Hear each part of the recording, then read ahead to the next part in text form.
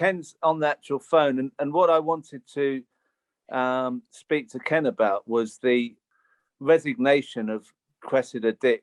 And what was interesting to me was that Sadiq Khan played a massive role in her resigning. When effectively he sacked her, but she said she'd resigned. Also, Priti Patel was saying that she hadn't heard about this. She hadn't been consulted on this. And my feeling is it sort of came out of nowhere. I'm just wondering, Ken, can you tell us what did you think when you heard that Cressida Dick had resigned? Were you surprised by that? Well, I was, but the simple fact is the head of police has to have a good working relationship with the mayor. And I was very lucky. In the 8 years I was mayor, I got on brilliantly with the two heads of the commission. Because if you haven't got that, the system just doesn't work. And if Sadiq wasn't happy with the way she was managing and tackling all these claims of racism and homophobia in the police, he's got the ability to get rid of her. But the timing was kind of strange to me, because these allegations had been around for a while. I mean, the Sarah Everard case was obviously difficult for her. I mean, you also, just to come back on something else, you were you knew of Cressida Dick when you were mayor. What were your impressions of her then? Well, I didn't have any dealings with her because she wasn't working at the Metropolitan Police in the 8 years I was mayor. So, I mean, I think she looks like she's been a fairly good one, but you've got to find a way of getting rid of all this racism and homophobia in the police force.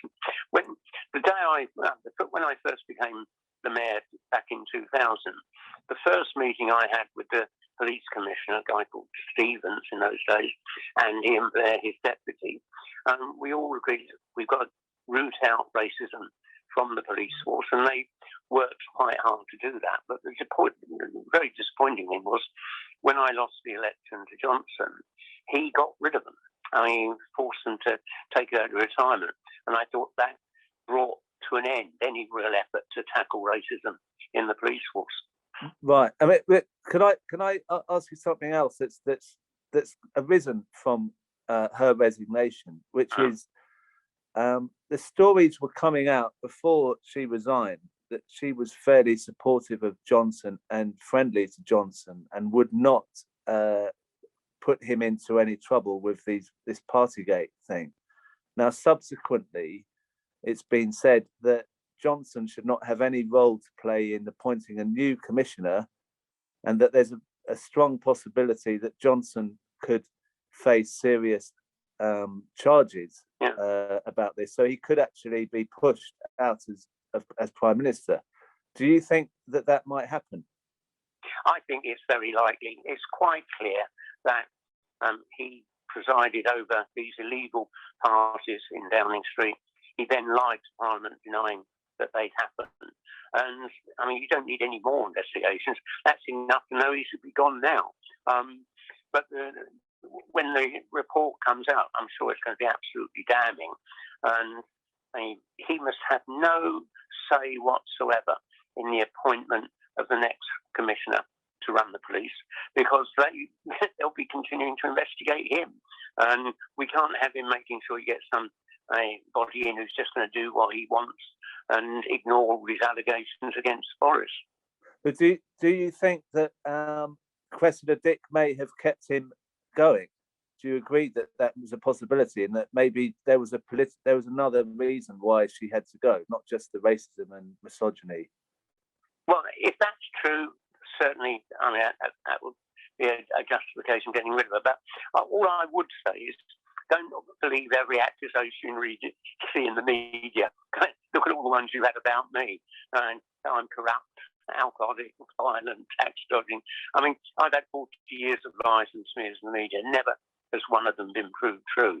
I mean, the first thing you discover if you look into whether or not I'm anti-Semitic is in the 8 years I was mayor, anti-Semitic incidents recorded by London's police went down by half. under Boris Johnson in his 8 years, they doubled. Not because he's anti-Semitic, but he wasn't doing his job. I was out there promoting tolerance, not just for Jews, but for blacks and Asians and lesbians and gays. All forms of hate crime came down during my 8 years, and all forms went up in Boris's. Not because he's racist, he just doesn't do the job any more than he's doing it now. So, well, look, I mean, we will. Everyone's showing support for you on this call and for what's happened to you. I'm sure that's what's happened. What most people are feeling. But how will you feel when your nemesis Boris Johnson is kicked out? Will you feel? Will you have a party for that? I'll get drunk. Don't worry. I shall have a great time. Don't worry about that. You'll have a great time. Well, look, can we call you if he does go? Will you tell us? Can we have a little party and have you come on again on the phone? Thank you, Ken.